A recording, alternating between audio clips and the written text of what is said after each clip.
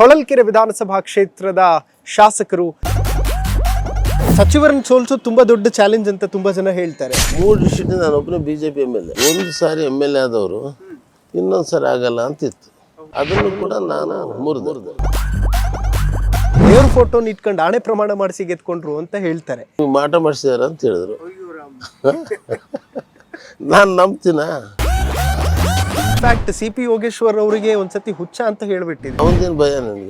MLC ಮಾಡಿ ಮಂತ್ರಿ ಮಾಡಿದ್ರು. ನಾವೆಲ್ಲ ಇಷ್ಟು ಸೀನಿಯರ್ ಇದ್ದು ಅವ್ರಿಗೆ ಅಧಿಕಾರ ಕೊಟ್ರೆ ನಾನು ಆಸ್ಪತ್ರೆಯಲ್ಲಿ ಮಾಡೋದಿಲ್ಲ, ಮಾಡೋದ್ರ ಅವಶ್ಯಕತೆನೂ ಇಲ್ಲ, ಸಾಯೋ ನಿಲ್ಬೇಕಾದ್ರೂ ಸಾಯ್ಲಿ ಅಂತ. ಈ ಸ್ಟಾರ್ ಹೋಟ್ಲ್ ಇದೆಲ್ಲ ಈ ತರ ಹಾಸ್ಪಿಟಲ್ ಹಳ್ಳಿನಲ್ಲಿ ಕಟ್ಟಿದೆ. ರಾಜ್ಯದಲ್ಲಿ ಬಿಜೆಪಿ ಸೋಲೋದಕ್ಕೆ ನಾರಾಯಣ ಸ್ವಾಮಿ ಅವರು ಮತ್ತು ಗೋವಿಂದ ಕಾರಜೋಳ ಅವ್ರ ಕಾರಣ ಅಂತ ಒಂದ್ಸತಿ ಹೇಳಿದ್ರು. ಒಳ್ಳೆ ಪಾರ್ಟಿಗೆ ಬಂದ್ರಿ ನೀವು. ಯಡಿಯೂರಪ್ಪ ಮನೆಗೆ ಕಲ್ಲು ಹೊಡಿತಾರೆ. ಬೊಮ್ಮಾಯಿ ಮನೆಗೆ ಹೊಡೆದ್ರೆ ಅಷ್ಟು ಪ್ರಚಾರ ಆಗಲ್ಲ ಅಂತೇಳಿ ಯಡಿಯೂರಪ್ಪ ಮನೆಗೆ ಹೊಡಿತಾರೆ. ಸರ್, ಜೀವನದಲ್ಲಿ ಕಷ್ಟಗಳನ್ನು ನೋಡೇ ಇರ್ತೀರಿ. ನಾನು PUC ಎಜುಕೇಶನ್ ಮಾಡ್ಬೇಕಾದ್ರೆ ನಮ್ಮ ತಂದೆ ಇರೋದು. ಪ್ರತಿ ಒಂದು ತುತ್ತು ಊಟ ಮಾಡ್ಬೇಕಾದ್ರೂ ಕೂಡ ನಮ್ಮ ಕಷ್ಟದ ನೆನೆಸ್ಕೊಂಡೆ ಊಟ ಮಾಡ್ತೀವಿ. ನಮಸ್ಕಾರ ವೀಕ್ಷಕರೇ, ನೀವು ನೋಡ್ತಾ ಇದ್ದೀರಾ ನ್ಯಾಷನಲ್ ಟಿವಿ. ನಾನು ಸೈಯದ್ ಹಿದಾಯತ್. ಬೆಳಗಾವಿಯಲ್ಲಿ ಕೂತ್ಕೊಂಡಿದ್ದೀವಿ.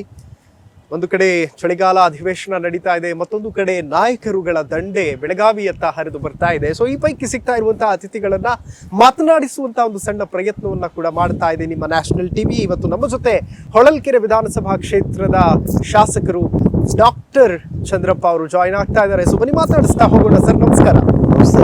ಸರ್, ಗೌರವ ಡಾಕ್ಟರೇಟ್ ಅನ್ನುವಂಥದ್ದು ಇದೆಯಲ್ಲ, ಅದರದ್ದು ಒಂದು ಡಿಗ್ನಿಟಿ ಇದೆ, ತುಂಬಾ ದೊಡ್ಡ ಡಿಗ್ನಿಟಿ. ಅದು ಹೇಗಿತ್ತು ಆ ಫೀಲ್ ಅಂತ ಗೌರವ ಡಾಕ್ಟರೇಟ್ ಪಡೆದುಕೊಳ್ಳೋ? ಲಾಸ್ಟ್ 30 years ಕೆಳಗಡೆ MLA ಆಗಿದ್ದೆ.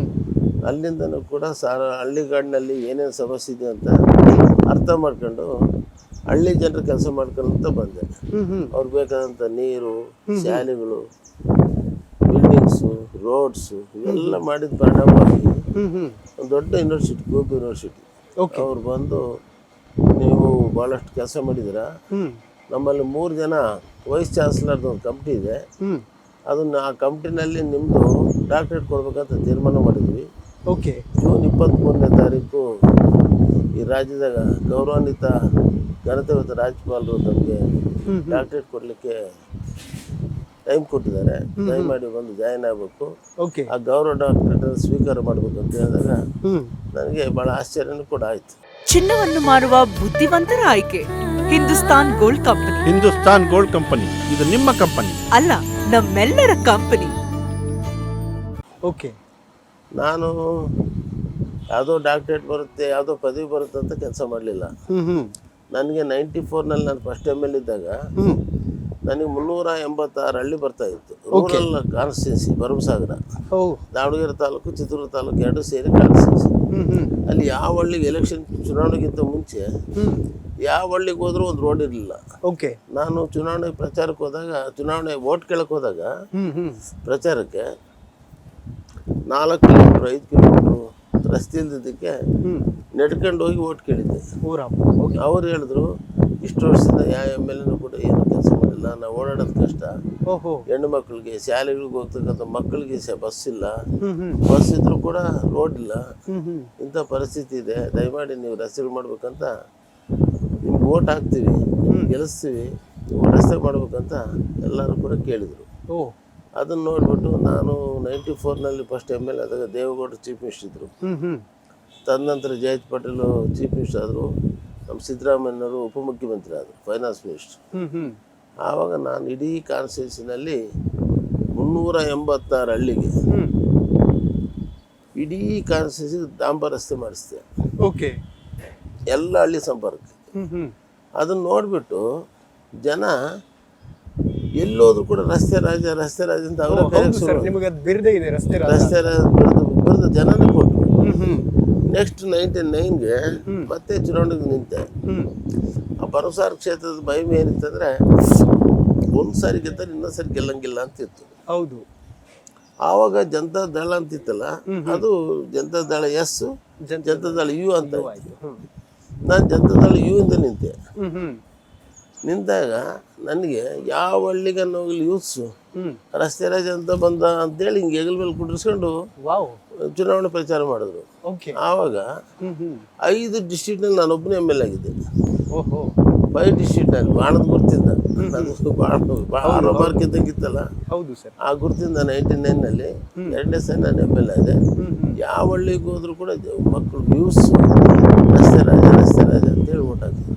ವಾವ್. ಈ ರೀತಿ ವಾತಾವರಣದಲ್ಲಿ ಕೆಲಸ ಮಾಡಿದ್ರ ಪರಿಣಾಮ ಅದನ್ನ ಹಂಗೆ ಕಂಟಿನ್ಯೂ ಮಾಡ್ಕೊಂಡು ಬಂದೆ. 2018ರಲ್ಲಿ ಗೆದ್ದೆ, 2018ರಲ್ಲಿ ಗೆದ್ದೆ, 2023ರಲ್ಲಿ ಗೆದ್ದಿದ್ದೆ. ಇದನ್ನ ಸಾರ್ವಜನಿಕರು ಬಹಳ ಚೆನ್ನಾಗಿ ಸ್ವೀಕಾರ ಮಾಡಿದ್ರು. ಹಾಗಾಗಿ ಒಳಕೆರೆ ಕ್ಷೇತ್ರದಲ್ಲಿ ಅದೇ ಪರಿಸ್ಥಿತಿ ಇತ್ತು 2008ರಲ್ಲಿ ನಾನು ಬಂದಾಗ. ಇದು ಡಿಲಿಮಿಟೇಷನ್ ಆಗಿ ಒಳಕೆರೆ ಕ್ಷೇತ್ರ ರಿಸರ್ವ್ ಕಾನ್ಸ್ಟಿಟ್ಯೂನ್ಸಿ ಆಯಿತು. ಅದು ಭರಮಸಾಗರ ಕ್ಷೇತ್ರನೂ ಕೂಡ ಆ್ಯಡ್ ಆಯಿತು. ಆ ಸಂದರ್ಭದಲ್ಲಿ ಎಲ್ಲ ಹಳ್ಳಿಗಳಲ್ಲಿ ಕೂಡ ಅದೇ ಪರಿಸ್ಥಿತಿ ಇತ್ತು.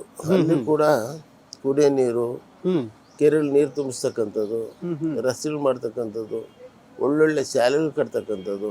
ಶಾಲೆಗಳಿಗೆ ಸರ್ಕಾರದಿಂದ ಬಸ್ ಕೊಟ್ಟಿಲ್ಲ, ಶಾಸಕರ ಅನುದಾನದಲ್ಲಿ ಫ್ರೀ ಬಸ್ ಕೊಟ್ಟೆ ಮಕ್ಕಳಿಗೆ.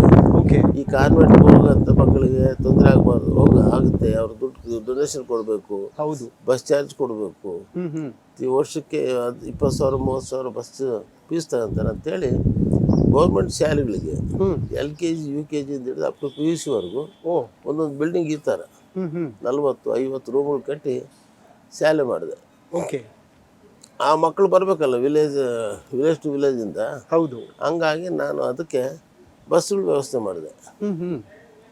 ಸರ್ಕಾರಿ ಬಸ್ಸುಗಳಿಗೆ ಸರ್ಕಾರದ ಅನುದಾನ ಅಲ್ಲ, ನಮ್ಮ ಶಾಸಕರ ಅನುದಾನ, ಬೇರೆ ಬೇರೆ ಅನುದಾನ ಜೋಡಿಸಿ ಬಸ್ಸುಗಳು ಖರೀದಿ ಮಾಡಿ ಎಲ್ಲ ಹಳ್ಳಿಗಳಿಗೆ ಕಳಿಸಿ ಮಕ್ಕಳನ್ನ ಕರ್ಕೊಂಡು ಬಂದು ಬೆಳಿಗ್ಗೆ ಬಿಡಬೇಕು, ಮಧ್ಯಾಹ್ನ ಊಟ ಮಾಡ್ತಾರೆ, ಸರ್ಕಾರದ ಊಟ ಅದನ್ನು ಮಾಡಿ ಸಾಯಂಕಾಲ ಮತ್ತೆ ಅವ್ರನ್ನ ಹೋಗಿ ಬಿಟ್ಟು ಬರೋಂಥ ಕೆಲಸ ಮಾಡಿದೆ. ಇದು ರಾಜ್ಯದಲ್ಲಿ ಯಾವ MLA ಮಾಡಿದೆ. ಹೌದು. ಎಷ್ಟು ಬಸ್ ಇತ್ತು ಸರ್ ಟೋಟಲಿ? ನಾನು ಈಗ ಸುಮಾರು ಒಂದು 10 ಬಸ್ ಬಿಟ್ಟಿದ್ದೀವಿ. ಇನ್ನು ಎಲ್ಲೆಲ್ಲಿ ಬೇಡಿಕೆ ಬರುತ್ತೋ ಅಲ್ಲಿ ಒಳ್ಳೆ ಸ್ಕೂಲ್ ಕಟ್ಟಿ ಈಗ ಬಿಡ್ತಾ ಈಗ ಮತ್ತೊಂದು 5 ಬಸ್ ಖರೀದಿ ಮಾಡ್ತೇವೆ ಶಾಸಕರ ಅನುದಾನದಲ್ಲಿ. ಅದನ್ನ ಮಾಡೋದ್ರಿಂದ ಈ ಕ್ಯಾಪಿಟೇಷನ್ ಕೊಡ್ತಕ್ಕಂಥದ್ದು, ಬಸ್ ಫೇರ್ ಕೊಡ್ತಕ್ಕಂಥದ್ದು ಇದು ತಪ್ಪುತ್ತೆ. ಅದ್ರ ಜೊತೆಗೆ ಪ್ರೈವೇಟ್ ಸ್ಕೂಲ್ಗೆ ಬರ್ಬೇಕಾದ್ರೆ ಮನೆಯಿಂದ ಊಟ ತಗೊಂಡು ಬರ್ಬೇಕು. ಸರ್ಕಾರಿ ಶಾಲೆಯಲ್ಲಿ ಬಂದರೆ ಗೌರ್ಮೆಂಟ್ ಊಟ ಕೊಡುತ್ತೆ, ಪುಸ್ತಕ ಕೊಡುತ್ತೆ, ಶೂ ಕೊಡುತ್ತೆ, ಬಟ್ಟೆ ಕೊಡುತ್ತೆ. ಅದ್ರ ಜೊತೆಗೆ ನಮ್ಮ ಬಸ್ ಫ್ರೀ ಕೊಡ್ತೀವಿ. ಎಜುಕೇಶನ್ ಫ್ರೀ ಆಗುತ್ತೆ. ಎಷ್ಟೋ ಜನ ಮಕ್ಕಳು ಈಗ ನೀವು ಒಪ್ತಿರೋ ಬಿಡ್ತಿರೋ ಗೊತ್ತಿಲ್ಲ, ಒಳಕೆರೆಗೆ ಒಂದು ಸ್ಕೂಲ್ ಮಾಡಿದ್ದೀನಿ, ಸರೌಂಡ್ಸ್ 10 ಹಳ್ಳಿಯಿಂದ ಬರ್ತಾರೆ. 1,000ಕ್ಕಿಂತ ಹೆಚ್ಚು ಜನ ಮಕ್ಕಳು ಅಲ್ಲಿ ವಿದ್ಯಾಭ್ಯಾಸ ಮಾಡ್ತಾರೆ. ಈ ರೀತಿ ಕಾನ್ಸೆಪ್ಟ್ ನಮ್ಮದು. ನಾನು ಯಾವುದೇ ಹಳ್ಳಿಗೆ ಹೋದರೆ ನನ್ನ ಕಾನ್ಸೆಪ್ಟ್ ಏನಿರ್ತಂದರೆ, ಈ ಹಳ್ಳಿಗೆ ಏನು ಸಮಸ್ಯೆ ಇದೆ, ಏನು ಮಾಡಿದ್ರೆ ಒಳ್ಳೇದು, ಈ ಹಳ್ಳಿಗೆ ಏನು ಮಾಡಿದ್ರೆ ಒಳ್ಳೇದು, ಇಲ್ಲಿ ಕೆರೆ ಕಟ್ಟಿದ್ರೆ ಏನು ಒಳ್ಳೇದು, ಇಲ್ಲಿ ಚೆಕ್ ಡ್ಯಾಮ್ ಕಟ್ಟಿದ್ರೆ ನೀರು ನಿಲ್ಲುತ್ತೆ, ತೋಟಗಳಿಗೆ ಅನುಕೂಲ ಆಗುತ್ತೆ ಅಂತ ನಮ್ಮದೇ ಕಾನ್ಸೆಪ್ಟ್ನಲ್ಲಿ ಕೆಲಸ ಮಾಡ್ತಾ ಬಂದೆ. ಹಂಗಾಗಿ ಮೊನ್ನೆನೂ ಕೂಡ ಚಿಕ್ಕಮಗಳೂರು, ಚಿತ್ರದುರ್ಗ, ಬಳ್ಳಾರಿ 3 ಡಿಸ್ಟ್ರಿಕ್ಟ್ ನಾನೊಬ್ಬನೇ BJP MLA. ಹೌದು. ಮೊನ್ನೆ ಚುನಾವಣೆಗೆ 23. ಅದಕ್ಕೆ 23 ಇದು ಯಾಕೆ ನಾನು ಇದು ಹೇಳಿದ್ರೆ, ಜನ ಕೆಲಸ ಮಾಡಿದ್ರೆ ಅಕ್ಸೆಪ್ಟ್ ಮಾಡ್ತಾರೆ. ಹಾಗಾಗಿ ಇಲ್ಲಿಗೆ 5 ಸಾರಿ ಶಾಸಕನಾಗಿದ್ದೀನಿ. ಭಾಳ ಕಷ್ಟದಿಂದ ಬಂದಿರೋರು ನಾವು. ಭಾಳ ಕಷ್ಟ ಅಂದರೆ, ನಾವು ನಮ್ಮ ನೇಟಿವ್ ಆಫ್ ಚಳ್ಳಕೆರೆ ತಾಲೂಕು ದೊಡ್ಡಬಳ್ಳಾರ್ತಿ, ಅಲ್ಲಿಂದ ಚಿತ್ರದುರ್ಗ ಬಂದ್ವಿ. ನಾನು PUC ಎಜುಕೇಷನ್ ಮಾಡ್ಬೇಕಾದ್ರೆ ನಮ್ಮ ತಂದೆಯವ್ರು ತೀರೋದು. ನನ್ನ ದೊಡ್ಡ ಮಗ, 3 ಜನ ತಂಗಿಯರು, ಒಬ್ಬ ತಮ್ಮ. ಅವರು ಪೊಸಿಷನ್ ನೋಡ್ಬೇಕಂತೇಳಿ, ಅವ್ರು ಚೆನ್ನಾಗಿ ಮಾಡ್ಬೇಕನ್ನೋ ಉದ್ದೇಶದಿಂದ ನಾವು ಬಂದ್ವಿ. ಬರ್ತಾಗ ನಾನು ಅಲ್ಲಿಂದ ನಮ್ಮ ಹಳ್ಳಿಯಿಂದ ಚಿತ್ರದುರ್ಗ ಬರ್ಬೇಕಾದ್ರೆ ನಮ್ಗೆ 5 ರೂಪಾಯಿ ಬಸ್ ಚಾರ್ಜ್ ಬೇಕು. ನಿಮ್ಮಂಥ ಸ್ನೇಹಿತರು ಭಾಳ ಜನ ನನಗಿದ್ದರು, ಭಾಳ ಜನ ಇದ್ದರು. ನಾನು 50ಕ್ಕೆಲ್ಲ 100 ರೂಪಾಯಿ ಕೇಳಿದ್ರೆ ಕೊಡ್ತಾಯಿದ್ರು. ನಾನು ಉದ್ದೇಶ ಏನಿತ್ತು ಅಂದರೆ, ನಾನು ಮುಂದೆ ಫ್ಯೂಚರ್ನಲ್ಲಿ ಚೆನ್ನಾಗಿರ್ತೀನಿ, ಇದಾಯತ್ಗೆ 5 ರೂಪಾಯಿ ಕೇಳಿ 50 ರೂಪಾಯಿ ಕೇಳಿಸ್ಕೊಂಡ್ರೆ ನಾನು ಅವನಿಗೆ ದುಡ್ಡು ಕೊಟ್ಟು ಕಳಿಸಿದ್ದಂತ ಇದಾಯ್ತು ಹೇಳ್ತಾನಂತ ನಿಮ್ಮ ಹೆಸರು ಉದಾಹರಣೆಗೆ ಹೇಳಿದೆ. ಈ ರೀತಿ ಭಾವನೆಯಿಂದ ನಾನು ಬಂದು ಒಬ್ಬ ವ್ಯಕ್ತಿ ನಾನು ಮೇಲಕ್ಕೆ ಬಂದಿರ್ತಕ್ಕಂಥದ್ದು. ಈ ರೀತಿ ನಮ್ಮ ರಾಜಕೀಯ ಜೀವನ ಪ್ರಾರಂಭ ಆಯಿತು. 94ನಲ್ಲಿ ನಮ್ಮ ದೇವೇಗೌಡರು ಪಾರ್ಟಿ ಅಧ್ಯಕ್ಷರಾಗಿದ್ದರು, JH ಪಟೇಲ್ ಇದ್ದರು, ರಾಮಕೃಷ್ಣ ಹೆಗ್ಡೆ. ಇವ್ರು ನನ್ನ ಐಡೆಂಟಿಫೈ ಮಾಡಿ ನನ್ನ ಕೆಲಸ ಕಾರ್ಯ ನೋಡಿ ಜನರು ಕೆಲಸ ನೋಡಿ ನನ್ನ ಟಿಕೆಟ್ ಕೊಟ್ಟರು. 94 ಫಸ್ಟಿಗೆ ನಾನು MLA ಟಿಕೆಟ್ ತಗೊಂಡೆ. ನನಗೆ 87ನಲ್ಲಿ ಇದೆಂಥದ್ದು ಜಿಲ್ಲಾ ಪರಿಷತ್ ಟಿಕೆಟ್ ಕೊಡ್ತೀವಿ ಅಂದರು. ನಾನು ಅಂಥವಕ್ಕೆಲ್ಲ ಬರಲ್ಲ, ನಾನು ಆದರೆ MLA ಇಲ್ಲಿ MP ಹಂಗಿದ್ರೆ ಹೋಗ್ತೀನಿ ಅಂತ ನಾನು ಅದು ರಿಜೆಕ್ಟ್ ಮಾಡಿದೆ. 94ಗೆ ಮತ್ತೆ MLA ಟಿಕೆಟ್ ಕೊಟ್ಟರು. ಫಸ್ಟ್ ಟೈಮ್ ಆರ್ಸ್ ಬಂದೆ. ಮತ್ತೆ ಹಂಗೆ ಸೆಕೆಂಡ್ ಟೈಮು ಭರಮಸಾಗರದಲ್ಲಿ ಏನಿತ್ತು ಅಂದರೆ, ಒಂದು ಸಾರಿ MLA ಆದವರು ಇನ್ನೊಂದು ಸಾರಿ ಆಗಲ್ಲ ಅಂತಿತ್ತು. ಅದನ್ನು ಕೂಡ ನಾನು ಮುರಿದೆ. ಅದೇ ಥರ ಒಳಕೇರಿ ಕ್ಷೇತ್ರದಲ್ಲಿ ಮೊನ್ನೆ ಚುನಾವಣೆಗೆ ಒಂದು ಸಾರಿ ಗೆದ್ದವ್ರು ಇನ್ನೊಂದು ಸಾರಿ ಗೆಲ್ಲಲ್ಲ ಅಂತೇಳಿ ಭಾಳ ಜನ ನಮ್ಮ ಪಾರ್ಟಿ ಬಿಟ್ಟು ಹೋದ್ರು. ಅಲ್ಲಿಂದ ಕೂಡ ರೆಕಾರ್ಡ್ ಮಾಡಿದೆ. 18ರಲ್ಲೂ ಗೆದ್ರಿ, 23ರಲ್ಲೂ. ಈ ರೀತಿ ನಮ್ದೇನಂದ್ರೆ ಸರ್ವ ಜನ ಸುಖಿನೋ ಭವಂತು. ಕರೆಕ್ಟ್. ಹೌದು. ಜೀವನ ನಮ್ ಶಾಶ್ವತ ಅಲ್ಲ. ನಮ್ಮ ಜೀವನನೇ ಶಾಶ್ವತ ಅಲ್ಲ ಅಂದಾಗ ನಮ್ಮ ಅಧಿಕಾರ ಹೆಂಗೆ ಶಾಶ್ವತ ಆಗುತ್ತೆ? ಕರೆಕ್ಟ್. ಅರ್ಥ ಆಯ್ತಾ? ಹಂಗಾಗಿ ಇದ್ದಷ್ಟು ದಿವಸ 10 ಜನಕ್ಕೆ ಒಳ್ಳೇದಾಗಂತ ಕೆಲಸ ಮಾಡ್ತಕ್ಕಂಥ ಉದ್ದೇಶ ಇಟ್ಕೊಂಡು ಮೇಲಕ್ಕೆ ಬಂದಿರ್ತಕ್ಕಂಥ. ಓಕೆ ಸರ್, ನನಗೆ ಬಹಳ ಆಶ್ಚರ್ಯ ಆಗೋದು ಅಂತಂದ್ರೆ ಸಚಿವರಾಗಿದ್ದಂಥವ್ರು ಸೋತಾಗ, ಯಾಕೆಂತಂದ್ರೆ ಅವ್ರಿಗೆ ತುಂಬಾ ಅವಕಾಶಗಳಿರುತ್ತೆ ಕೆಲಸ ಮಾಡೋದಕ್ಕೆ, ತಮ್ಮ ಕ್ಷೇತ್ರಕ್ಕೆ ಏನಾದ್ರು ಮಾಡೋದಕ್ಕೆ. ಬಟ್ ಸಚಿವರನ್ನ ಸೋಲ್ಸೋದು ತುಂಬಾ ದೊಡ್ಡ ಚಾಲೆಂಜ್ ಅಂತ ತುಂಬಾ ಜನ ಹೇಳ್ತಾರೆ. ನೀವು ಅದನ್ನ ಫೀಲ್ ಮಾಡ್ತೀರಾ? ನಾನು ಆ ರೀತಿ ಚಾಲೆಂಜು ಅಂದ್ಕೊಂಡಿಲ್ಲ. ಓಕೆ, ನನ್ನ ಕರ್ತವ್ಯ ನಾನು ಕೆಲಸ ಮಾಡ್ಕೊಂಡ್ಬಂದೆ ಅಷ್ಟೇ ಹೊರತು ಅಯ್ಯೋ ಅದೇನು ದೊಡ್ಡ ಚಾಲೆಂಜ್ ಆಗಿ ಸೋಸಲೇಬೇಕಂತಾಗಿ ನಾನು ತಗೊಳ್ಲಿಲ್ಲ. ಲಾಸ್ಟ್ ಟೈಮು ಚುನಾವಣೆ ಗೆದ್ದಾಗ ನನ್ನ ಲೀಡು 40,185. ಹೌದು. ಎಷ್ಟು? 40,000. 40,000ಕ್ಕಿಂತ ಹೆಚ್ಚು. ಅಂದ್ರೆ ಪಬ್ಲಿಕ್ ಒಪಿನಿಯನ್ ಯಾವ ತರ ಇತ್ತು ಹೇಳಿ? ಅಂದ್ರೆ 87,987 ವೋಟ್ ಬಂದಿತ್ತು. ಇಲ್ಲ, ಮೊನ್ನೆದಲ್ಲ, ಲಾಸ್ಟ್ ಟೈಮ್ 2018 ಗೆದ್ದಲ್ಲ. 1,07,000 ಚಿಲ್ಲರೆ ವೋಟ್ ಬಂತು. ಹೌದು. ಆವಾಗ 40,000ಕ್ಕಿಂತ ಹೆಚ್ಚು ಲೀಡ್ ನಂದು ಬಂತು. ಪೋಸ್ಟ್ ಬ್ಯಾಲೆಟ್ ಸೇರಿಸ್ರೆ 40,185 ಲೀಡ್ ಬಂದಿತ್ತು. ಮೊನ್ನೆ ಇಂಥ ಕೆಟ್ಟ ಪರಿಸ್ಥಿತಿನಲ್ಲೂ ಕೂಡ 5,682 ವೋಟ್ನಲ್ಲಿ ವಿನ್ ಆದೆ. ಹೌದು. ಆಂಜನೇಯ ಅವ್ರಿಗೆ 82,000 ಏನೋ ಸಿಕ್ಕಿತ್ತು. ನನಗೆ 89,000 ಪೋಸ್ಟಲ್ ಬ್ಯಾಲೆಟ್ ಸೇರಿ ಈ ತರ ಆಗಿ ನನಗೆ 5,682 ವೋಟು ನನ್ನ ಲೀಡ್ ಬಂತು. ಈ ರೀತಿ ನಮ್ಮ ಜೀವನ ಏನು, ಸಾರ್ವಜನಿಕರ ಕೆಲಸ ಮಾಡ್ತಕ್ಕಂಥದ್ದು, ಅವ್ರ ಕಷ್ಟ ಸುಖದಲ್ಲಿ ಆಗ್ತಕ್ಕಂಥದ್ದು. ನೋಡು, ಮೊಬೈಲ್ ಫೋನ್ ರಾತ್ರಿ 12 ಆಗಲಿ 1 ಆಗಲಿ ಎಂಥದೇ ಸಂದರ್ಭದಲ್ಲಿ ಯಾರು ಫೋನ್ ಮಾಡಿದ್ರು ಕೂಡ ನಮ್ಮ PAಗಳಾಗಲಿ ಗನ್ಮ್ಯಾನ್ ಯಾರೇ ಎತ್ತದಿಲ್ಲ. ಅವ್ರ ಫೋನ್ ನಾನೇ ರಿಸೀವ್ ಮಾಡ್ತೀನಿ, ಅವ್ರ ಕಷ್ಟ ಸುಖ ನಾವೇ ಸ್ಪಂದಿಸ್ತೀವಿ. ಕರೆಕ್ಟ್. ಹಾಗಾಗಿ ಇರೆಸ್ಪೆಕ್ಟ್ ಆಫ್ ಕಮ್ಯುನಿಟಿ ಪೀಪಲ್ಸ್ ಎಷ್ಟೊತ್ತಾಗನ್ನಾಗಲ್ಲ ಅವ್ರು ಏನು ಕಷ್ಟ ಸುಖ ಇದ್ರೆ ನಮ್ಗೆ ಫೋನ್ ಮಾಡ್ತಾರೆ, ಅದಕ್ಕೆ ಸ್ಪಂದಿಸ್ತೀವಿ. ಹೆಣ್ಣು ಮಕ್ಕಳು ನಾನು ಯಾವುದನ್ನ ಹಳ್ಳಿಗೆ ಹೋದ್ರೆ ಅವ್ರ ಯಜಮಾನ್ರಿಗೆ ಹೇಳ್ತಾರೆ, ಅಣ್ಣವ್ರು ಬಂದಾರಂತೆ MLA ಸಾಹೇಬ್ರು, ಹೋಗಿ ಮಾತಾಡ್ಸ್ಬೋದು ಅಂತ. ಆ ಮಟ್ಟಕ್ಕೆ ನಾನು ಬೆಳೆದಿರ್ತೀನಿ. Great sir. ಗೆದ್ದಾಗ ಒಂದು ಮಾತು, ಸೋತಾಗ ಇನ್ನೊಂದು ಮಾತು ಬರೋದು ಸಹಜ. ಗೆದ್ದಾಗ ಯಾವ್ದೋ ಫ್ಲೋ ಅಲ್ಲಿ ಗೆದ್ರು, ಸೋತಾಗ ಯಾವ್ದೋ ಫ್ಲೋ ಅಲ್ಲಿ ಸೋತ್ ಬಿಟ್ರು ಅಂತ. ಇನ್ಫ್ಯಾಕ್ಟ್ ನಿಮ್ಮ ಮೇಲೆ ಆರೋಪ ಕೂಡ ಮಾಡಿದ್ರು, ದೇವ್ರ ಫೋಟೋನ ಇಟ್ಕೊಂಡು ಆಣೆ ಪ್ರಮಾಣ ಮಾಡಿಸಿ ಗೆದ್ಕೊಂಡ್ರು ಅಂತ ಹೇಳ್ತಾರೆ. ಮತ್ತೆ ಅವ್ರು ಮಾಡಿದ್ರು, ನಾನು ಆ ಥರ ಯಾವ್ದು ಮಾತಾಡಲಿಲ್ಲ. ನನ್ಗೆ ಹೇಳಿದ್ರು, ನನಗೆ ಇಲ್ಲಿ ಕಾಲು ಗಾಯ ಆಗಿತ್ತು, ನಾಮಿನೇಷನ್ ಮಾಡಿದ್ವು ಸನೆ. ನನಗೆ ಬೇರೆ ಜನ ಏನು ಹೇಳಿದ್ರು, ಇಲ್ಲ ಆಂಜನೇಯ ಅವರು ಆನಂದ್ ಗುರುಜಿ ಅಂತ ಕರ್ಕೊಂಡು ಬಂದು ನಿಮಗೆ ಮಾಟ ಮಾಡಿಸಿದಾರ ಅಂತ ಹೇಳಿದ್ರು. ಅಯ್ಯೋ ರಾಮ್. ನಾನು ನಂಬ್ತೀನ? ನಾವು ಮತ್ತೆ ಎಲೆಕ್ಷನ್ಗಿಂತ ಬಿಫೋರ್ ನಾನು ಹೇಳ್ತಿರೋದು, ಆಫ್ಟರ್ ರಿಸಲ್ಟ್, ಬಿಫೋರ್ ರಿಸಲ್ಟ್ ಹೇಳ್ತೀನಿ. ಅಂದ್ರೆ ನಾನು ಆ ಥರ ಆರೋಪ ಮಾಡೋಕ್ಕಾಗುತ್ತಾ? ದೇವ್ರ ಫೋಟೋ ಇಟ್ಕೊಂಡು ಮಾಡಿದ್ರು, ದುಡ್ಡು ಕೊಟ್ಟು ಮಾಡಿದ್ರು, ಏನೇನೋ ಆರೋಪ ಏನು ಸಹಜವಾದಂತ ವ್ಯವಸ್ಥೆ ಇದು. ಹೌದು. ಸೋತ ಮೇಲೆ ಏನೋ ಒಂದು ಮಾಡ್ಬೋದು. ಇಲ್ಲಿಂದ ಹೋಗ್ತಾ ಇರ್ತಾನೆ ಒಬ್ಬ ವ್ಯಕ್ತಿ, ಸಣ್ಣದೊಂದು ಹಿಂಗೆ ಎಡವಿ ಸತ್ತು ಬಿಡ್ತಾನೆ. ಹೌದು. ಅಯ್ಯೋ ಹೋಗ್ತಿದ್ದಂಗೆ ಎಡವಿ ಸತ್ತು ಬಿಟ್ಟ ಅಂದ್ರೆ ಅದೊಂದು ಕಾರಣ ಹೇಳಕ್ಕೆ. ನೆಪ ಬೇಕಲ್ಲ, ಹಂಗೆ ಹೇಳ್ತಾರೆ ನೆಪ. ನಾನು ಈಗ ಗೆದ್ದಿದ್ರೆ, ಈಗ ದೇವ್ರ ಫೋಟೋ ಸರಿ, ನಾನು 94 ಅಲ್ಲಿ 94ನಲ್ಲಿ ಗೆದ್ದೆ ಇದೇ ಆಂಜನೇಯನ ಮೇಲೆ. ಹೌದು 99ನಲ್ಲಿ SM ಕೃಷ್ಣ ಚೀಫ್ ಮಿನಿಸ್ಟರ್ ಸರ್ಕಾರ ಬಂತು. ಆವಾಗ 135 ಸೀಟ್ ಕಾಂಗ್ರೆಸ್ ಬಂತು. ಹೌದು ನಾನು JDU ಇಂದ ನಾನು ಗೆದ್ದೆ. ಮತ್ತೆ ಯಾವ ಫೋಟೋನು ಇಲ್ಲಲ್ಲ. ಕರೆಕ್ಟ್. ಹೌದು ಮತ್ತೆ ಆಂಜನೇಯ 2013ರಲ್ಲಿ ಮಂತ್ರಿ ಆದ. ಹೌದು. ನಾನು ಆವಾಗ 18ರಲ್ಲಿ 2013ರಲ್ಲಿ ನಾನು ಸೋತಿದ್ದು ಏನು ಕಾರಣ ಗೊತ್ತಾ? 6 months ಅರ್ಲಿ ನಾನು MLA ರಿಸೈನ್ ಮಾಡಿ ಯಡಿಯೂರಪ್ಪನ ಪಾರ್ಟಿಯಿಂದ ನಿಂತೆ. ಓಕೆ. ಅವಾಗ BJPಯನ್ನು ಒಂದು 7,000 ಓಟ್ ತಗೊಂಡ. ನಾನು ಇದು ಯಡಿಯೂರಪ್ಪನ ಪಾರ್ಟಿ KJP ಪಾರ್ಟಿಯಿಂದ ನಿಂತೆ. ಆವಾಗ ನಾನು ಸೋತೆ. ಓಕೆ. ಅವಾಗ ದೇವ್ರ ಫೋಟೋ ಇಟ್ಕೊಂಡು ದುಡ್ಡು ಕೊಟ್ಟು ಆಂಜನೇಯ ಗೆದ್ದಂತ ನಾವೇನು ಆರೋಪ ಮಾಡಲಿಲ್ಲ. ಕರೆಕ್ಟ್. ನಮ್ಮ ಹಣೆ ಬರ ಸರಿ ಇಲ್ಲ. ನಮ್ಮ ಪಾರ್ಟಿ ಇಬ್ಬಾಗ ಆಗಿತ್ತು. ಓಕೆ. ನಮಗೆ ಆವಾಗ ನನಗೆ ಗೆಲ್ಲಂತ ವಾತಾವರಣ ಇದ್ರು ಕೂಡ ನಾನು 2008ರಿಂದ 13ವರೆಗೂ ಒಳ್ಳೆ ಕೆಲಸ ಮಾಡಿದ್ದೆ. ಓಕೆ. ಭಾಳ ಕೆಲಸ ಮಾಡಿದ್ದೆ ಒಳಕೆರೆಗೆ. ನಾನು ಸೋಲ್ತೀನಂತ ನನಗೆ ಗೊತ್ತಿಲ್ಲ, ನನ್ನ ಕಾನ್ಸೆಪ್ಟು ಇಲ್ಲ.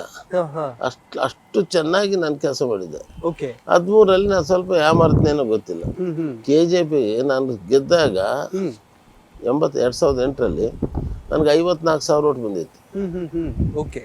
ಸೋತಾಗ 64,000 ಓಟ್ ಬಂತು. ಸೋತಾಗ 10,000 ಜಾಸ್ತಿ ಬಂತು ಓಟು KJPಯಿಂದ. ಹೌದು. BJP ಒಂದು 8,000 ಓಟ್ ತಗೊಂಡ. ಹಂಗಾಗಿ ಮತ್ತೆ BRS ಪಾರ್ಟಿ ಒಂದು 4,000 ಓಟ್ ತಗೊಂಡ. ಈ ರೀತಿ ಒಂದು ಪಾರ್ಟಿ 3 ಪಾರ್ಟಿ ಆದಾಗ ಸಹಜವಾಗಿ ವ್ಯತ್ಯಾಸ ಆಯಿತು. ಆದರೂ ಗೆಲ್ತಾ ಇದ್ದೆ. ಹೌದು. ನಾನು ಸ್ವಲ್ಪ ಯಾಮರ್ತೆ. ಓಕೆ. ಹಂಗೆ ಯಾರ ಮೇಲೆ ನಾನು ಆರೋಪ ಮಾಡಲಿಲ್ಲಲ್ಲ. ಹೌದು ಸರ್. ಯಾರು ರಾಜಕೀಯದ ಟೆಕ್ನಿಕ್ಸ್ ಗಳನ್ನ ಯಾರು ಹೇಳ್ಕೊಡ್ತಾರೆ? ನೀವೇ ತಂತ್ರಗಾರಿಕೆ ಹೇಳಿತೀರೋ ಅಥವಾ ಹೇಗೆ ಅಂತ? ಇದಕ್ಕೆ ಟೆಕ್ನಿಕ್ಕು ಬೇಕಾಗಿಲ್ಲ, ತಂತ್ರಗಾರಿಕೆ ಬೇಕಾಗಿಲ್ಲ. ಓಕೆ. ಸಾರ್ವಜನಿಕ ಕೆಲಸ ಮಾಡೋ ಒಂದು ಯೋಗ್ಯತೆ ಇಟ್ಕೊಂಡು, ಜನಾಭಿಪ್ರಾಯ ಇಟ್ಕೊಂಡು, ಜನರ ಮೇಲೆ ವಿಶ್ವಾಸ ಇಟ್ಟು ಸಾರ್ವಜನಿಕ ಕೆಲಸ ಮಾಡಿದ್ರೆ ಯಾವ ಟೆಕ್ನಿಕ್ಕು ಬೇಕಾಗಿಲ್ಲ. ಓಕೆ. ಜನರೇ ನಮಗೆ ಬುದ್ಧಿ ಕಲಿಸ್ತಾರೆ, ಅವರೇ ಓಟ್ ಹಾಕ್ತಾರೆ. ಹೌದು. ಅವ್ರ ಕಷ್ಟ ಸುಖ ನಾವು ಆದಾಗ ಯಾರ ಹತ್ರ ಹೋಗ್ತಾರೆ ಅವರು? ಕರೆಕ್ಟ್.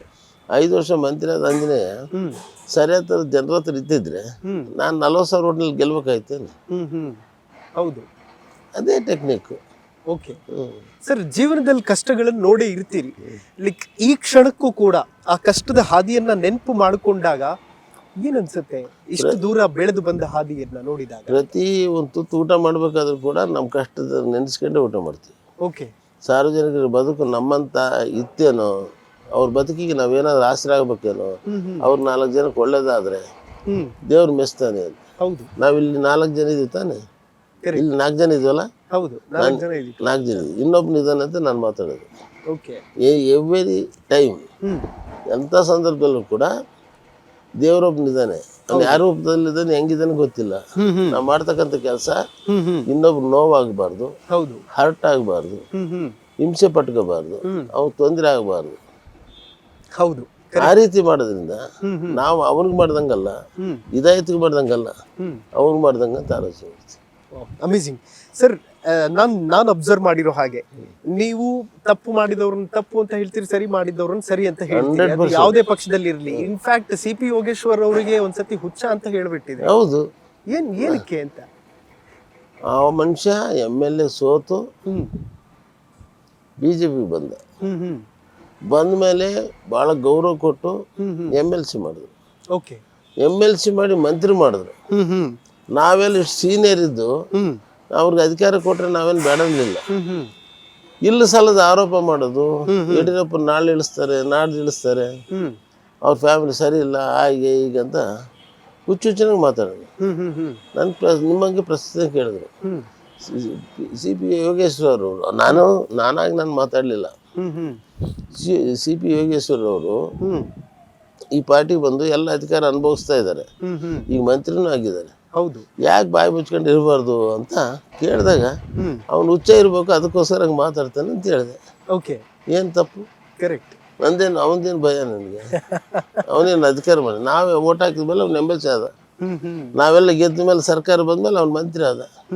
ನಾವು ಗೆದ್ದ ಮೇಲೆ ಗೆದ್ದಿಲ್ಲ ಅಂದ್ರೆ 110 ಜನ 115 ಜನ ನಾವು ಗೆದ್ದಿಲ್ಲ ಅಂದ್ರೆ ಅವ್ನು ಮಂತ್ರಿ ಆಗ್ತಿದ್ನಾ? ಬ್ಯಾಗಲ್ ಕಮಿಟಿಯಿಂದ ಬಂದಿರೋನು. ಕರೆಕ್ಟ್. ಅವ್ನು ಅಷ್ಟೇ ಹೇಳಿದೆ, ನನಗೇನು ಭಯ. ಓಕೆ. ಎಲ್ಲರಿಗೂ ಹೇಳ್ತೀನಿ, ಯಡಿಯೂರಪ್ಪನಿಗೆ ಹೇಳ್ತೀನಿ, ಇನ್ನೊಬ್ಬನಿಗೆ ಹೇಳ್ತೀನಿ, ತಪ್ಪು ಮಾಡಿದ್ರೆ ತಪ್ಪು ಅಂತ ಹೇಳ್ತೀನಿ. ಹೌದು ಸರ್. ಮರಳು ಮಾಫಿಯಾಗಿ ಕಡಿವಾಣ ಹಾಕಬೇಕು, ಇಲ್ಲ ಅಂತಂದ್ರೆ ಪೊಲೀಸ್ ಸ್ಟೇಷನ್ಗೆ ಬೆಂಕಿ ಇಡ್ತೀವಿ ಅನ್ನುವಂಥದ್ದೊಂದು. ಅಲ್ಲೇನಾಗಿತ್ತು, ನನ್ನ ಕ್ಷೇತ್ರದಲ್ಲಿ ಅಲ್ಲ ಅದು, ಹೊಸದುರ್ಗ ಕ್ಷೇತ್ರದಲ್ಲಿ ಸಾರೋದ್ಧಾರವಾಗಿ ಮರಳು ಮಾಫಿಯಾ ನಡೀತಾ ಇತ್ತು. ಓಕೆ. ಅದಕ್ಕೇನು ಮಾಡಿದ ಒಬ್ಬ ಎಮ್.ಎಲ್.ಎ ಬುಲೆಟ್ ಶೇಖರ್, ಅವನು ಪೊಲೀಸ್ ಸ್ಟೇಷನ್ಗೆ ಹೋಗಿ ಪೆಟ್ರೋಲ್ ಹಾಕೊಂಡ್ಬಿಟ್ಟ. ಓಕೆ. ಮರಳು ಮಾಫಿಯಾ ನಿಲ್ಲಿಸ್ರಿ ಅಂತ ಹೇಳಿದಾಗ ಪೊಲೀಸರು ಕ್ರಮ ತಗೋಬೇಕು, ಕಳ್ಳರನ್ನೆಲ್ಲ ಹಿಡಿದು ಹಾಕ್ಬೇಕು, ಏನು ಮಾಡಲಿಲ್ಲ. ಹೌದು. ಅವನು ಒಬ್ಬ ಲೆಜಿಸ್ಲೇಚರ್, ಹೌದು, ಸಾರ್ವಜನಿಕ ಪ್ರತಿನಿಧಿ, ಪೆಟ್ರೋಲ್ ಹಾಕೋಣವರೆಗೂ ಪೊಲೀಸ್ ಕೆಲಸ ಮಾಡಿಲ್ಲ ಅಂದಾಗ ನಾನು ಹೇಳ್ಬೇಕಾದ ಮಾತು ಹೇಳಿದ್ದೆ. ಕರೆಕ್ಟ್. ಒಬ್ಬ ಲೆಜಿಸ್ಲೇಚರ್ ಅಂದರೆ ಗೌರವ ಕೊಡಬೇಕು, ಯಾವುದೇ ಪಾರ್ಟಿ ಸರ್ಕಾರ ಇರಲಿ. ಹೌದು. ಅವನು ಒಬ್ಬ ಎಮ್.ಎಲ್.ಎ ಈ ಥರ ಅನ್ಯಾಯ ಆಗ್ತದೆ, ಇದು ಕಡಿವಾಣ ಹಾಕ್ಬೇಕು, ತಪ್ಪನ್ನ ಸರಿ ಮಾಡಬೇಕು ಅಂತ ಹೇಳಿದ ತಪ್ಪ. ಪೆಟ್ರೋಲ್ ಹಾಕೊಂಡಂತ ಪರಿಸ್ಥಿತಿಗೆ ಹೋಗಿದ್ದಾರೆ ಅಂದಮೇಲೆ ನಾನು ಸುಮ್ಮನೆ ಕೂತ್ಕೊಳಕ್ಕಾಗುತ್ತಾ? ಪಕ್ಕದ ಕ್ಷೇತ್ರ ಎಮ್.ಎಲ್.ಎ ಆಗಿ ಹೇಳಿದ್ದೆ, ಸಹಜವಾಗಿ ಹೇಳಿದೆ. ನನ್ನಲ್ಲಿ ಮರಳು ಮಾಫಿಯಾ ಎಲ್ಲ ಎಂಥದ್ದಿಲ್ಲ, ಅವ್ರ ಸಪೋರ್ಟಿಗೆ ಮಾತಾಡಿದೆ ಅಷ್ಟೇ. ಓಕೆ ಸರ್, ಈ ರಾಜಕೀಯ ಅನ್ನುವಂತಹ ಪಥ ಇದೆಯಲ್ಲ, ಅದು ತುಂಬಾ ಜೀವನದಲ್ಲಿ ಬದಲಾವಣೆ ತರುತ್ತೆ ಅಂತ ಹೇಳ್ತಾರೆ. ಇನ್ಫ್ಯಾಕ್ಟ್ ನಿಮ್ ಜೀವನದಲ್ಲಿ ಏನಾದ್ರು ಬದಲಾವಣೆ ತಂದಿದೆಯಾ? ನಾನು ಬದಲಾವಣೆ ತಂದಿದ್ದಕ್ಕೆ ಇಷ್ಟೆಲ್ಲ ಕೆಲಸ ಮಾಡಿದ್ದು. ಇಲ್ಲಾಂದ್ರೆ ಹೆಂಗ್ ಮಾಡ್ತೀರಾ? ಕರೆಕ್ಟ್. ರಾಜಕೀಯ ಈ ಡೆಮೋಕ್ರಸಿ ಸಿಸ್ಟಮ್ನಲ್ಲಿ ಯಾಕೆ ನಾವು ಎಮ್.ಎಲ್.ಎ ಆಗಿ ಬರ್ಬೇಕು? ಯಾವ ಉದ್ದೇಶ ಇಟ್ಕೊಂಡು ಬರ್ಬೇಕು? ಕರೆಕ್ಟ್. ಯಾರೋ ಮುಲಾಜ್ನಲ್ಲಿ ಕೆಲಸ ಮಾಡೋದಕ್ಕ ನನಗೆ ಮತ ಕೊಟ್ಟಿರ್ತಕ್ಕಂಥ ಈ ದೇವ್ರು ಉಳಿದ ಜನ ಅವ್ರ ಕೆಲಸ ಮಾಡಕ್ ಬಂದಿದ್ವಿ. ಆ ಇಂಟೆನ್ಷನ್ ಇಟ್ಕೊಂಡು ನಾನು ಕೆಲಸ ಮಾಡ್ತಾ ಇದ್ದೀನಿ. ಅದು ಬಿಟ್ಟು ಬದಲಾವಣೆ ತಂದಿದ್ದೆ ಅಂದ್ರೆ ಬದಲಾವಣೆ ತರಲೇಬೇಕಲ್ಲ. ಜನ ಬದಲಾವಣೆ ತಂದು ನನ್ನ ಸೀಟ್ ಮೇಲೆ ಕೊಟ್ಟಿಸಿದಾರಲ್ಲ, ನಾನು ಸುಮ್ಮನೆ ಕೂತ್ಕೊಳಕ್ಕಾಗುತ್ತಾ? ಓಕೆ. ನನ್ನ ರಾಜಕೀಯ ಜೀವನನೇ ಇಷ್ಟು ನೇರ ದಿಟ್ಟ ನಿರಂತರ ಅಂತ ಹೇಳ್ತಿರಲ್ಲ, ಆ ತರ ನಂದು.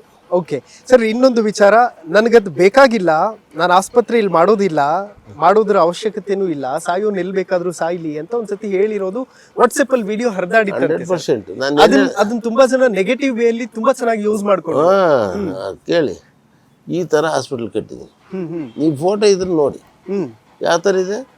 ಈ ಸ್ಟಾರ್ ಹೋಟ್ಲ್ ಇದೆಯಲ್ಲ, ಈ ತರ ಹಾಸ್ಪಿಟಲ್ ಹಳ್ಳಿನಲ್ಲಿ ಕಟ್ಟಿದ್ದೀನಿ. Okay, great. ಇಷ್ಟು ಚೆನ್ನಾಗಿ ಹಾಸ್ಪಿಟಲ್ ಕಟ್ಟಿದ್ದೀನಿ. ನೀವು ಫೋಟೋ ಬೇಕಾದ್ರೆ ಈಗ ನಾನು ಫೋನ್ ಆನ್ ಮಾಡಿ ನಿಮ್ಗೆ ತರಿಸ್ಕೊಡ್ತೀನಿ. ಇಡೀ ಡಿಸ್ಟ್ರಿಕ್ಟ್ ಹೆಡ್ ಕ್ವಾರ್ಟರ್ ಎಲ್ಲಿಲ್ಲ. ಯಾವ ಒಬ್ಬ ಇವನು ಎಂಥದೋ ಇವ್ರು ಕಟ್ತಾರಲ್ಲ ಹಾಸ್ಪಿಟ್ಲು, ಪ್ರೈವೇಟ್ ಹಾಸ್ಪಿಟಲ್ ಕಟ್ತಾರಲ್ಲ, ಅದಕ್ಕಿಂತ ಚೆನ್ನಾಗಿ ಕಟ್ಟಿದ್ದೀನಿ. ಓಕೆ. ನಾನೇನು ಮಾಡಿದೆ, 10 ಬೆಡ್ ಹಾಕ್ತೀನಿ, 10 ಜನಕ್ಕೆ ಮಾತ್ರ ಸಿಲಿಂಡರ್ ಕೊಡ್ತೀನಿ ಅಂತ ಅವನು DC ಹೇಳಿದ್ರು. ಓಕೆ. ನಾನೇನು ಹೇಳಿದೆ, ಕೇವಲ ಒಂದು ತಾಲೂಕಿಗೆ 10 ಬೆಡ್ಡು 10 ಸಿಲಿಂಡರ್ ಅಂದ್ರೆ ಸಾಕಾಗಲ್ಲ, ನಾವು ಜಾಸ್ತಿ ಕೊಡಂತ ಹೇಳಿದೆ. ಜಾಸ್ತಿ ಕೊಡಕ್ಕೆ ಗಲಾಟೆ ಮಾಡಿದೆ. ಆವಾಗ ಸಾಯಲಿ ಎಲ್ಲೆಲ್ಲ ಸಾಯಲಿ ಅಂತ ಅಷ್ಟು ಮಾತ್ರ ಕಟ್ ಮಾಡಿ ಅವನೊಬ್ಬ ಲೋಪರು, ಆ ಪೇಪರ್ ನಾನೊಬ್ನು, ಅವನು ಉದಯವಾಣಿ ಪೇಪರ್ನಾಗೆ ಏಜೆಂಟೇನಾಗಿದ್ದಾನೆ, ಅವನು ಅಷ್ಟು ಕಟ್ ಮಾಡಿ ಬಿಟ್ಬಿಟ್ಟ. ಅಯ್ಯೋ ರಾಮ, ನಾನು ಮಾಡಿದ ತಪ್ಪಾದ್ರೇನು? ಇಷ್ಟು ಆಸ್ಪತ್ರೆ ಯಾಕೆ ಕಟ್ಬೇಕು? ಇಷ್ಟೆಲ್ಲ ಜನರಿಗೆ ಯಾಕೆ ಉಪಕಾರ ಕೊಡ್ಬೇಕು? ಒನ್ ಸೈಡ್ ಸ್ಟೋರಿ ತೋರಿಸೋದು ಮಾತ್ರ ಅಷ್ಟ ಮೋಸ. ಓಕೆ, ಎಷ್ಟು ಮೋಸ ಅದು? ಹೌದು. ಜನ ಸಾರ್ವಜನಿಕ ಅರ್ಥ ಆಯ್ತು. ಸಾಯನ್ ಎಲ್ಲಾನ ಸಾಯಂಗಿದ್ರೆ ಎಮ್.ಎಲ್ ಇಂಥ ಹಾಸ್ಪಿಟಲ್ ಕಟ್ತಾನ? ಹೌದು, ಕರೆಕ್ಟ್. ಇಷ್ಟು ಒಳ್ಳೆ ಹಾಸ್ಪಿಟಲ್ ಮಾಡ್ತಾನ? ನೋಡಿ, ಇದಾಯ್ತವ್ರೆ. ಹೇಳಿ ಸರ್, ಹೇಳಿ. ಬ್ರಿಟಿಷರ್ ಕಟ್ಟಿದ 1 ಹೆಂಚಿನ ಮನೆ ಇತ್ತಲ್ಲಿ ಒಳಕೆರೆನಲ್ಲಿ. 1 ಹೆಂಚಿನ ಮನೆ ಬ್ರಿಟಿಷರ್ ಕಾಲದಾಗ ಹಾಸ್ಪಿಟಲ್, ತಾಲೂಕ್ ಹಾಸ್ಪಿಟಲ್ ಅದು. ಈ ಸ್ಟಾರ್ ಹೋಟೆಲ್ ಟೈಪ್ ಮಾಡಿದ್ದೀನಿ ಹಾಸ್ಪಿಟ್ಲ್. ಇನ್ನೊಂದು 5 ನಿಮಿಷ ನೀವು ಫೋಟೋ ತರಿಸ್ತೀನಿ. ಅರ್ಥ ಆಯ್ತಾ? ಅಂತ ಹಾಸ್ಪಿಟಲ್ ಕಟ್ಟಿ 10 ಜನಕ್ಕೆ ಮಾತ್ರ ನಾನು ಇದನ್ನ ಕೊಡ್ತೀನಿ, ಬೆಡ್ ಕೊಡ್ತೀನಿ, 10 ಜನಕ್ಕೆ ಸಿಲಿಂಡರ್ ಕೊಡ್ತೀನಿ ಅಂದ್ರೆ ಕರೋನಾ ಟೈಮ್. ಇದು ಹೆಂಗಾಗುತ್ತೆ ಅಂತ ನಾನು ಗಲಾಟೆ ಮಾಡಿ ಹೇಳ್ಬೇಕಾದ್ರೆ ಹೇಳಿದ್ದಿಲ್ಲ. ಓಕೆ ಸರ್, ನಾನು ಯಾಕೆ ಇದನ್ನೆಲ್ಲ ಕೇಳ್ತಾ ಇದ್ದೀನಿ ಅಂತಂದ್ರೆ ಜನಕ್ಕೆ ಸರಿಯಾದ ರೀತಿಯಲ್ಲಿ ಕನ್ವೆ ಆಗ್ಬೇಕು. ಯಾಕೆಂತಂದ್ರೆ ತುಂಬಾ ದಿನ ಒಂದು ಸುಳ್ಳನ್ನ ಸುಳ್ಳು ಅಂತ ಹೇಳಿದ್ರೆ ಅದು ಸತ್ಯ ಅಂತ ಪರಿಗಣನೆ ಆಗುತ್ತೆ ಅಂತ. ಅಯ್ಯೋ, ಒಂದು ಪೇಪರ್ನಾಗೆ ಸಾರ್ವಜನಿಕರು ಒಂದು ಟೀಕೆ ಮಾಡಿದ್ರು. ಓಕೆ, ಅಷ್ಟು ಟೀಕೆ ಮಾಡಿದ್ರು. ಓಕೆ, ಹೇಗೆ ತಗೊಳ್ತೀರಿ ಸರ್ ಟೀಕೆಗಳನ್ನ? ನಾನೇನು ಈಜಿಯಾಗಿ ತಗೊಂಡೆ. ಓಕೆ, ನಾನು ಆ ಥರ ತಪ್ಪು ಮಾಡಿದರೆ ದೇವ್ರು ನನಗೆ ಶಿಕ್ಷೆ ಕೊಡ್ತಾನೆ. ಓಕೆ. ನಾನು ಸೋಲ್ತಿದ್ನಲ್ಲ ಹಂಗಾದ್ರೆ. ಹ್ಮ್. ಆ ಥರ ಇಂಟೆನ್ಷನ್ ಇದ್ದಿದ್ರೆ ನಾನು ಮತ್ತೆ ಗೆಲ್ಲಕ್ಕಾಗ್ತಿತ್ತಾ? ಹೌದು. ಗೆದ್ದನಲ್ಲ ಮತ್ತೆ. ಸರ್, ಇನ್ನೊಂದು ಕಡೆ ರಾಜ್ಯದಲ್ಲಿ ಬಿಜೆಪಿ ಸೋಲೋದಕ್ಕೆ ನಾರಾಯಣ ಸ್ವಾಮಿ ಅವರು ಮತ್ತು ಗೋವಿಂದ್ ಕಾರಜೋಳ ಅವ್ರ ಕಾರಣ ಅಂತ ಒಂದ್ಸತಿ ಹೇಳಿದ್ರಿ. 100%. ಸೊ ಮಾದಿಗ ಮಹಾಸಭಾ ಕೂಡ ಈಗ ಟಾರ್ಗೆಟ್ ಮಾಡ್ತಾ ಇದೆ ನಿಮ್ಮನ್ನ. ಹೌದು. ಹೇಗೆ ಜಸ್ಟಿಫೈ ಮಾಡ್ತೀರಿ ಅದನ್ನ? ನಾನು ಏನು ಹೇಳಿದೆ, ಇಂಟರ್ನಲ್ ರಿಸರ್ವೇಶನ್ ಕೊಟ್ರಲ್ಲ, ನಾನು ಅವ್ರ ಚೀಫ್ ಮಿನಿಸ್ಟರ್ಗೆ ಅವ್ನು ಮಾಧುಸ್ವಾಮಿ ಅಂತ ಒಬ್ಬ ಅವ್ನ ಮಂತ್ರಿ ಆಗಿದ್ದ. ಹೌದು. ಅವನಿಗೆ ಹೇಳಿ, ಅವನಿಗೆ ನೀನು ಕಮಿಟಿ ಅಧ್ಯಕ್ಷ ಆಗಿದೆಯಾ, ಇದು ಕ್ರೂಷಿಯಲ್ ಟೈಮ್. ಈ ಸಂದರ್ಭದಲ್ಲಿ ಜನರಿಗೆ ಮನವರಿಕೆ ಮಾಡಿದಲ್ಲೇ ರಿಸರ್ವೇಶನ್ ಅನೌನ್ಸ್ ಮಾಡಬೇಡ. ಓಕೆ. ಒಳ್ಳೆ ಪಾರ್ಟಿ ಬಂದ್ರಿ ನೀವು. Crucial time. ಹೌದು. ಮಾರ್ಚ್ 24ಕ್ಕೆ ಇದಂಥದ್ದು ಒಳ ಮೀಸಲಾತಿ ಅನೌನ್ಸ್ ಮಾಡ್ತಾರೆ. ಇದಾಯ್ತು ಸಾಹೇಬ್ರೆ. 29ಕ್ಕೆ ಎಲೆಕ್ಷನ್ ಡಿಕ್ಲೇರ್ ಆಗುತ್ತೆ. ಹೌದು. ಈ ಲಂಬಾಣಿ, ವಡ್ಡ, ಕೊರ್ಚ, ಕೊರುಮ, ಬೋವಿ ಅಂತ ಏನಿದಾರೋ ಇವರು ರಾಮಕೃಷ್ಣ ಹೆಗ್ಡೆ ಜನತಾದಳಕ್ಕೆ ಬಂದಾಗ, ಜನತಾದಳ ಕಟ್ಟಿದಾಗ ಅವ್ರ ಕೆಲಸ ಕಾರ್ಯ ನೋಡಿ, ಇವರೆಲ್ಲ ನಜೀರ್ ಸಾಹೇಬ್ ಅವರೆಲ್ಲ ಕೆಲಸ ಕಾರ್ಯ ನೋಡಿ ಈ ಬೋವಿ, ಲಂಬಾಣಿ, ಕೊರ್ಚ, ಕೊರುಮ ಇವರೆಲ್ಲ ಜನತಾದಳಕ್ಕೆ ಬಂದರು. Last 30-35 years back. ಅವರೆಲ್ಲ ಕಾಂಗ್ರೆಸ್ನಾಗಿದ್ದಾರೆ. ಓಕೆ. ವಲಿಯ ಮಾದಿಗ ಅವರು ಅಷ್ಟೊಂದು ಅಟ್ಯಾಚ್ಮೆಂಟ್ ಇರಲಿಲ್ಲ. ಆವಾಗ ಬಂದವರು ಇವರೆಲ್ಲ. ಆವಾಗಿಂದನೂ ಕೂಡ ಇವರು ಜನತಾದಳದಿಂದ ಈ ಕಡೆ ಬಿಜೆಪಿ ಶಿಫ್ಟ್ ಆದರು. ಕಾಂಗ್ರೆಸ್ ಮತ್ತೆ ವಾಪಸ್ ಹೋಗಲಿಲ್ಲ. ಇವ್ರೇನು ಮಾಡಿದ್ರು, ನಮಗೆ ಇನ್ನೂ ಅವರೇ ನಮಗೆ ಮೇಯ್ನು. ಮೊನ್ನೆ ಎಲೆಕ್ಷನ್ನಾಗೆ ಅಲ್ಲಿ ಬರ್ತೀನಿ, 24ಕ್ಕೆ ಅನೌನ್ಸ್ ಮಾಡ್ತಾರೆ, ಕ್ಯಾಬಿನೆಟ್ ಡಿಸಿಷನ್ ಮಾಡ್ತಾರೆ. 29ಕ್ಕೆ 4 ಡೇಸ್ಗೆ ಎಲೆಕ್ಷನ್ ಡಿಕ್ಲೇರ್ ಮಾಡ್ತಾರೆ. ನ್ಯಾಷನಲ್ ಎಲೆಕ್ಷನ್ ಕಮಿಷನರು ಕರ್ನಾಟಕದ ಎಲೆಕ್ಷನ್ನ ಡಿಕ್ಲೇರ್ ಮಾಡ್ತಾರೆ. ಮೇ 10ಕ್ಕೆ ವೋಟಿಂಗ್ ಅಂತ. 4 ಡೇಸ್ಗೆ. ಅದಾದ ತಕ್ಷಣನೇ ಅವ್ರು ಲಂಬಾಣಿಸು, ಈ ವಡ್ಡ ಇವರೆಲ್ಲ ಹೋಗಿ ಯಡಿಯೂರಪ್ಪ ಮನೆಗೆ ಕಲ್ಲು ಹೊಡಿತಾರೆ. ಶಿಕಾರಿಪುರಕ್ಕೆ. ಅವ್ರಿಗೆ ಯಾಕೆ ಹೊಡಿತಾರೆ ಅಂದರೆ ಅದು ದೊಡ್ಡ ಮೆಸೇಜ್ ಆಗಿ ಎಲ್ಲರಿಗೂ ಮುಟ್ಲಿ ಅಂತ.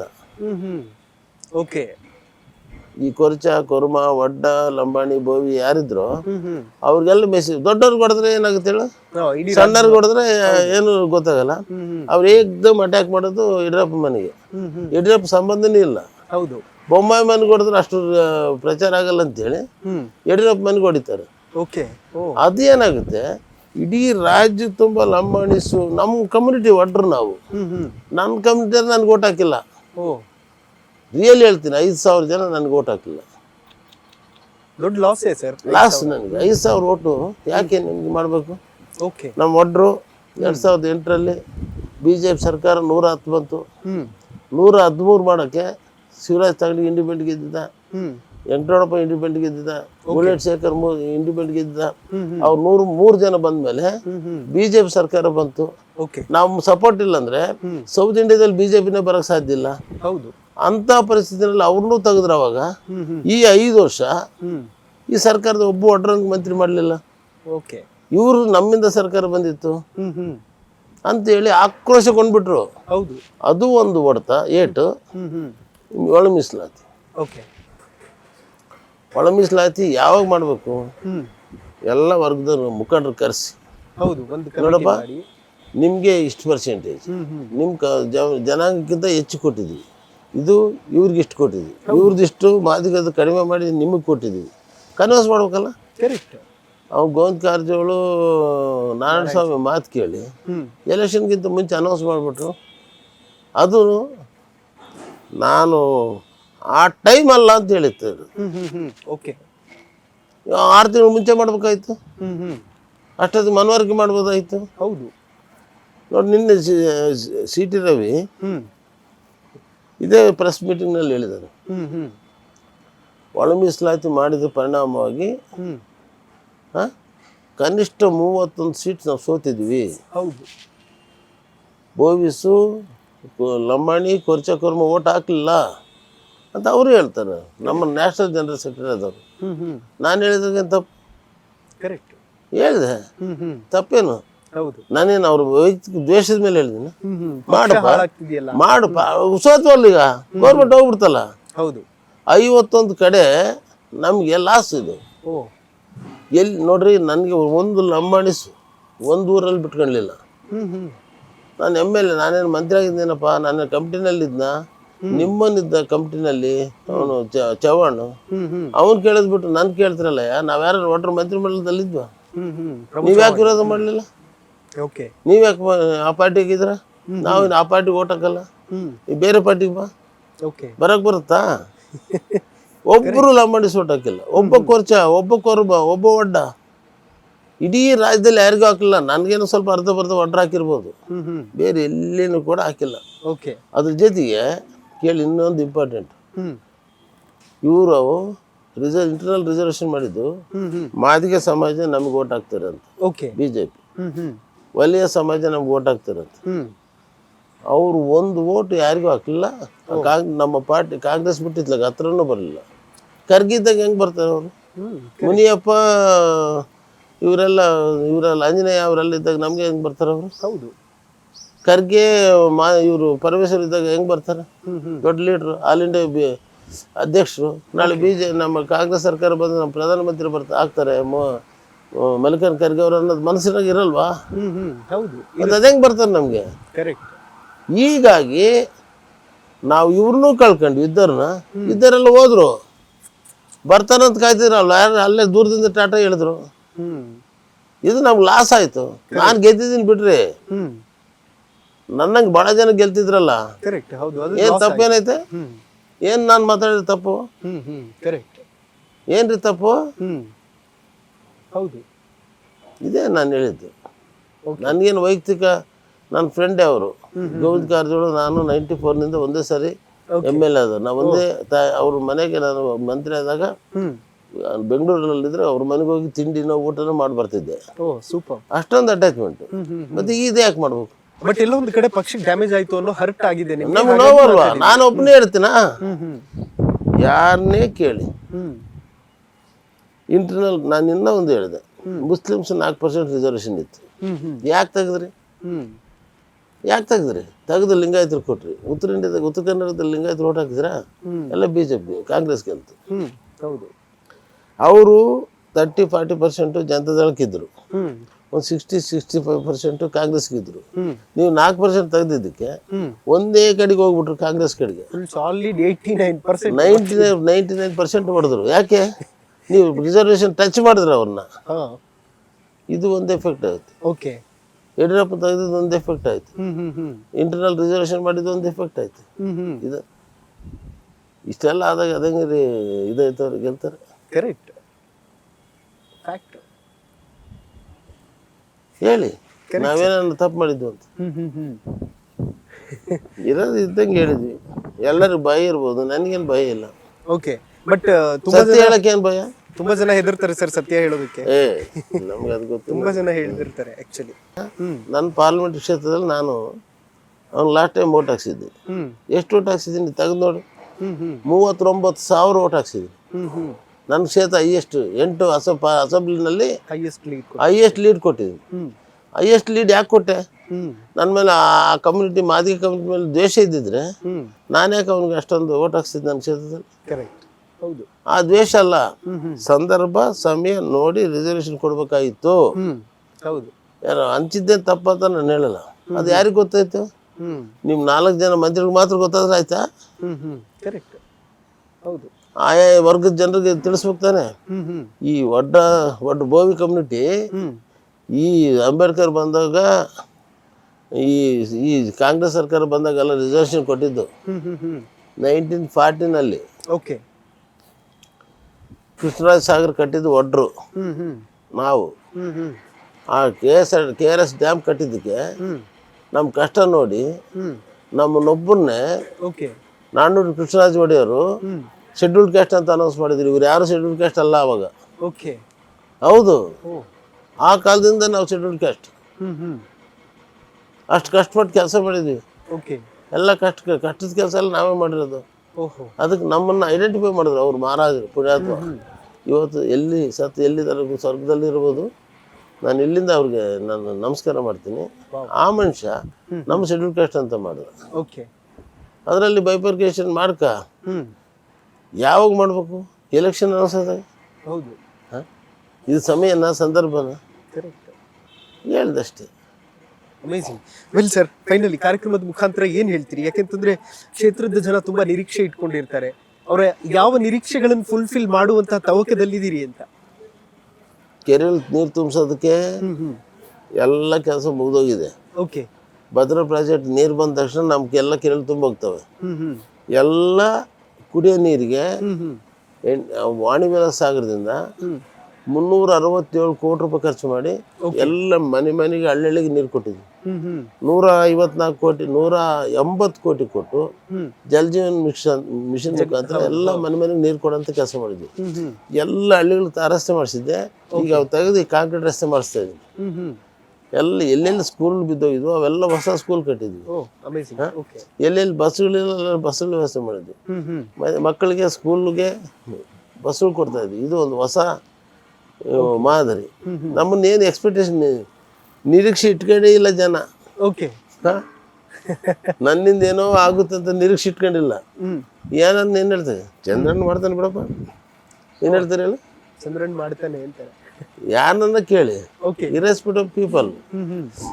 ಏನಂತ ಚಂದ್ರನ್ ಮಾಡ್ತಾರೆ ಬಿಡ್ರಿ, ನಾವೇನ್ ಮಾತಾಡೋದು? ಈ ಥರ ಕಾಮನ್ ಟಾಕ್ಸ್ ಕ್ಷೇತ್ರದಲ್ಲಿದೆ. ಕಾಮನ್ ಟಾಕ್ ಅದು. ಮಾಡ್ತಾರೆ ಬಿಡ್ರಿ, ಅವ್ರು ಹೇಳ್ಸ್ಕೊಡಲ್ರಿ ಅಂತ. ಈ ತರ ಭಾವನೆ ಇದ್ದಾಗ ನಾನು ಏನ್ ನಿರೀಕ್ಷೆ ಇಟ್ಕೊಂಡು ಅವ್ರಿಗೆ ಹೇಳೋಣ? ಏನಿದ್ರು ಕೂಡ ನಾನೇ ಅಲ್ಲಿ ವಾಲಂಟ್ರಿಗೆ ಅವ್ರು ಮಾಡಿ ಇಂಥದ್ದು ಮಾಡಿದ ಅಂತ ಹೇಳ್ತೀನಲ್ಲ, ಅವ್ರಿಗೆ ಆಶ್ಚರ್ಯ ಆಗುತ್ತೆ. ಹೌದಾ, ಹಿಂಗೆ ಮಾಡಿದ್ರೆ ಅಣ್ಣ, ಹಿಂಗೆ ಕೆರೆ ಕಟ್ಟಿದ್ರೆ ಅಣ್ಣ, ಹಿಂಗೆ ಚೆಕ್ ಡ್ಯಾಮ್ ಮಾಡಿದ್ರೆ ಅಣ್ಣ, ಹಿಂಗೆ ನೀರು ನಿಲ್ಸೋ ಕೆಲಸ ಮಾಡಿದ್ರೆ ಅಣ್ಣ ಅಂತ ಅವರೇ ಕೇಳ್ತಾರೆ. ಸರ್, ತುಂಬಾ ಈ ರೀತಿ ರಾಜಕಾರಣಿ ನಾನು. Amazing sir. ಹೀಗೆ ಇರ್ಬೇಕು ಆಕ್ಚುಲಿ, ಈ ವರ್ಷ ಹೀಗೆ ಇರ್ಬೇಕು ಸರ್. ಏನಾದ್ರೂ ಬದಲಾವಣೆ ನಿರೀಕ್ಷೆ ಮಾಡೋದಕ್ಕೆ ಸಾಧ್ಯ. Thank you so much sir, ತುಂಬಾ ಖುಷಿ ಆಯ್ತು ನಮ್ಮ ಜೊತೆ ಮಾತಾಡಿ. ಅಸೆಂಬ್ಲಿಗೂ ಲೇಟ್ ಆಗ್ತಾ ಇದೆ ಪಾಪ, ಅದಕ್ಕಾಗಿ ಕಾರ್ಯಕ್ರಮವನ್ನು ಮುಗಿಸ್ತೇನೆ. ಅದೇನಿದ್ರು ಕೂಡ ಇದಿಷ್ಟು ಹೊಳಲ್ಕೆರೆ ವಿಧಾನಸಭಾ ಕ್ಷೇತ್ರದ ಶಾಸಕರು ಡಾಕ್ಟರ್ ಚಂದ್ರಪ್ಪ ಅವರ ಮಾತುಗಳು. ನೋಡಿ, ತುಂಬಾ ಜನಕ್ಕೆ ಒಂದು ಮಿಸ್ಇಂಟರ್ಪ್ರಿಟೇಷನ್ ಅಂತ ಏನ್ ಹೇಳ್ತೀವಿ ಅಂದ್ರೆ ರಾಂಗ್ ಅಸೆಂಪ್ಷನ್ಸ್ ಅನ್ನುವಂಥದ್ದು ಇರುತ್ತಲ್ಲ, ಆ ರಾಂಗ್ ಅಸೆಂಪ್ಷನ್ಗೆ ಉತ್ತರ ಪಡೆದುಕೊಳ್ಳುವಂತಹ ಒಂದು ಕೆಲಸವನ್ನ ಮಾಡಿದ್ವಿ. ನೋಡ್ತಾ ಇರಿ ನ್ಯಾಷನಲ್ ಟಿವಿ. ನಾನು ಸೈಯದ್ ಹಿದಾಯತ್.